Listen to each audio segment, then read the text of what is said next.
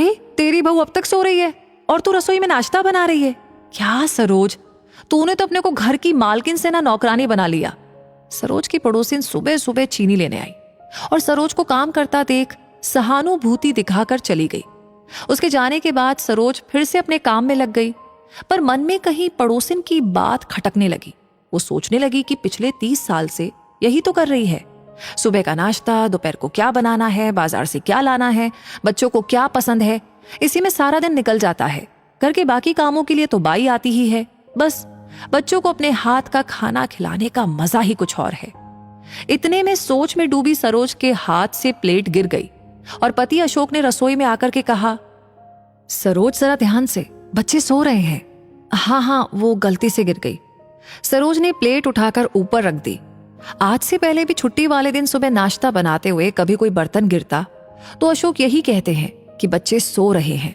बस फर्क इतना था, तब मेरा बेटा और बेटी सो रहे होते थे और आज बेटा और बहू।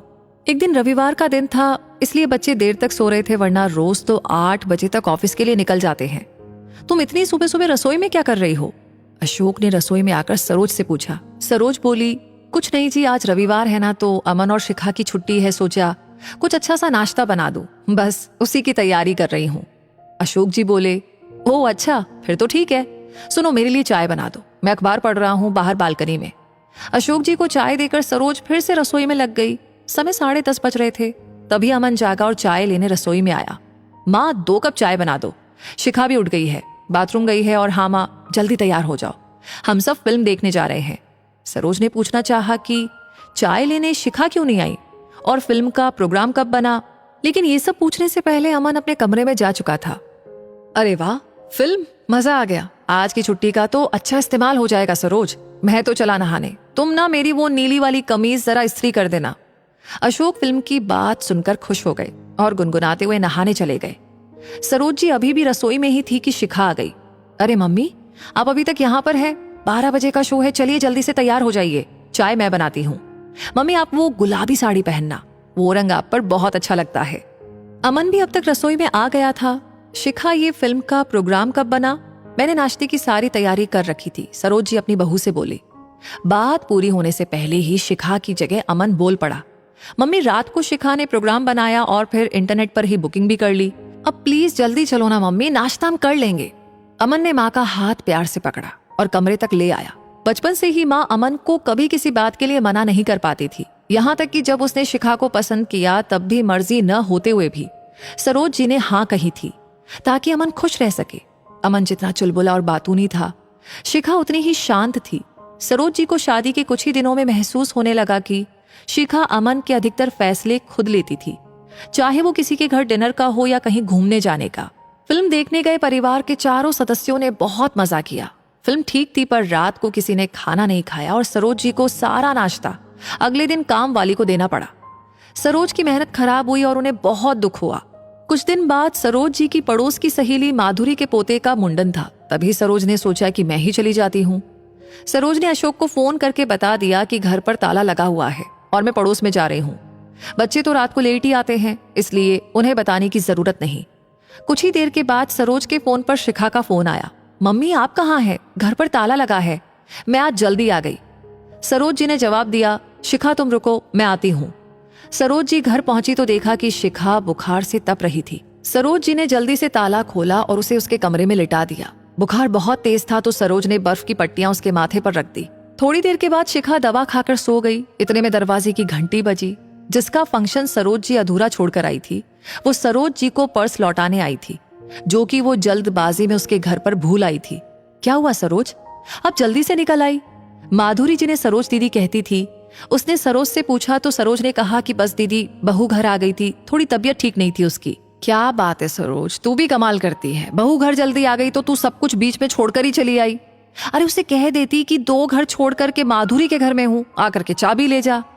सरोज, तेरी बहू को आए अभी सिर्फ 2 महीने ही हुए हैं और तूने तो उसे सिर पर बिठा लिया है। मुझे देख, 3 बहुएं हैं, उनकी मजाल है कि कोई मुझे कुछ कह दे। सिर से पल्ला तक खिसकने नहीं देती मैं। पर तू भी क्या करेगी, बेटी की पसंद है, सिर पर तो बिठानी पड़ेगी। माधुरी दीदी न जाने सरोज को कौन सा ज्ञान बांट कर चली गई, पर उनके जाते ही सरोज सोच में पड़ गई। कि माधुरी दीदी ने जो कहा वो ठीक था। हर लड़की को शादी के बाद घर की जिम्मेदारियां भी समझनी होती है। ये क्या बात हुई? मुझे क्या समझ रखा है शिखा ने? पर अगर शिखा की जगह मेरी बेटी नीति होती तब भी तो मैं सब कुछ छोड़कर आ जाती। लेकिन बहुओं को घर का काम तो करना ही होता है। शिखा के ठीक होते ही मैं उससे कहूंगी कि सुबह मेरे साथ रसोई में मदद करे, पर वो तो सुबह जल्दी जाती है और रात को देर से आती है और मैं सारा दिन घर पर होती हूँ। बहू की मदद के बिना भी काम आराम से हो जाता है, फिर क्यों उसको परेशान करूं? बस इसी पशुपेश में विचारों को एक और झटक कर मैं रात के खाने की तैयारी में जुट गई। बहू की तबीयत ठीक नहीं है, उसके लिए कुछ हल्का बना देती हूँ और अमन के लिए बैंगन का भरता, उसे बहुत पसंद है। फिर दिमाग के किसी कोने से आवाज आई, दो दो चीजें क्यों बनानी है? बहू इतनी भी बीमार नहीं है कि भरता ना खा सके।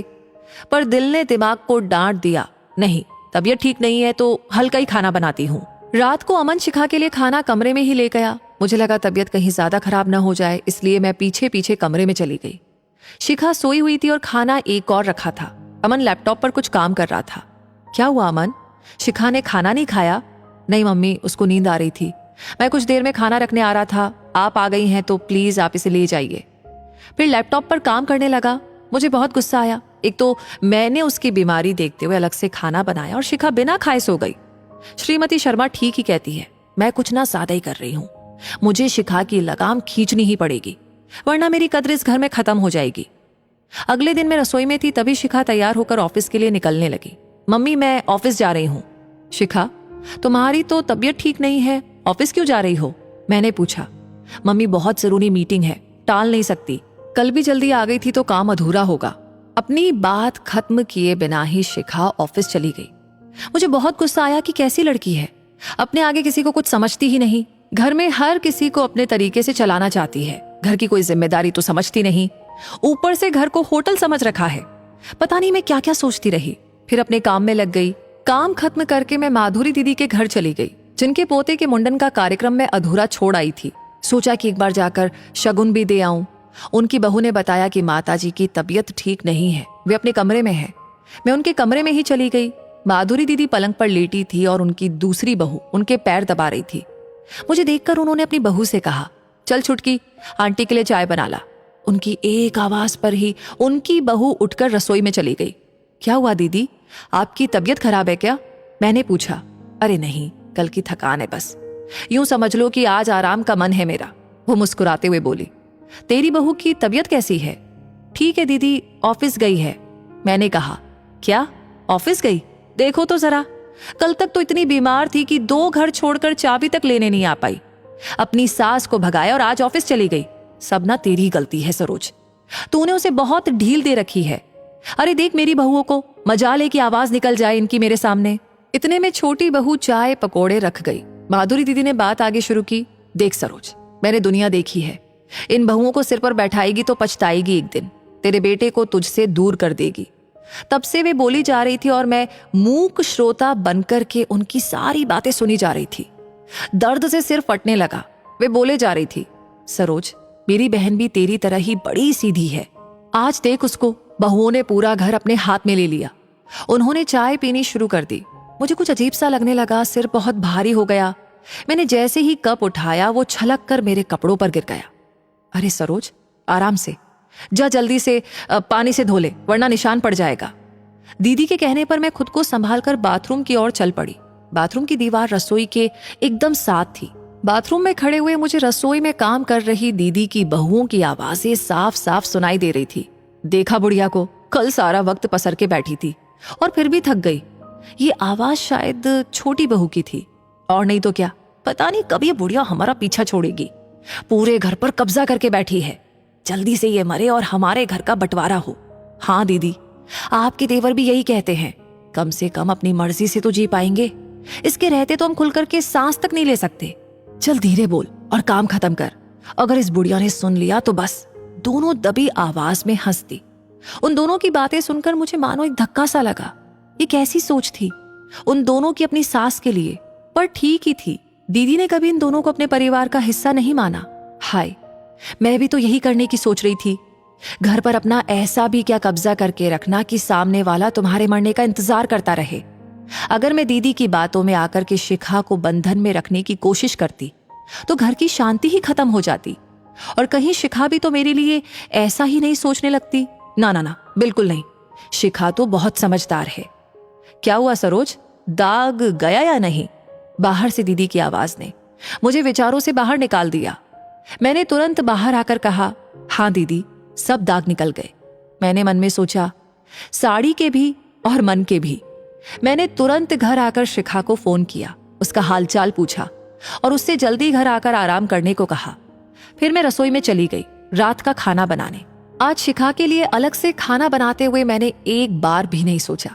ऐसा लगा मानो कि अपनी बेटी की बीमारी से परेशान एक माँ उसके ऑफिस से घर आने का इंतजार कर रही हो ताकि वो घर आकर आराम कर सके। ये कहानी आपको कैसी लगी?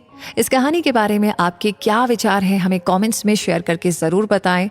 साथ ही ऐसी कहानियां हमेशा आपको मिलती रहे उसके लिए हमारे पेज को फॉलो कीजिए। मिलते हैं जल्दी ही ऐसी नई नई कहानियों के साथ जो हमें कुछ सिखाए और महसूस कराए। धन्यवाद।